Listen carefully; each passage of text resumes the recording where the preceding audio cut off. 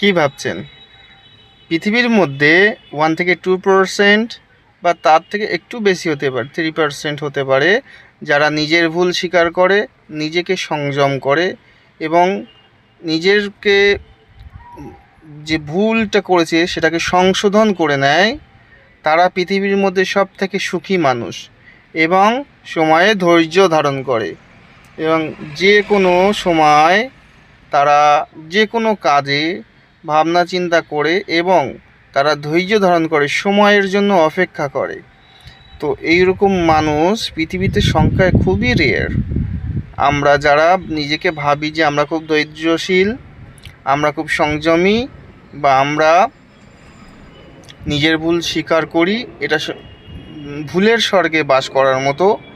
আমরা ভুল স্বীকার করতে পছন্দ করি না, আমরা প্রথমেই ইগনোর করি, না আমি করি, আমার দ্বারাই হয়নি, বা আমার এটা ভুল ছিল না, এই করতে থাকি।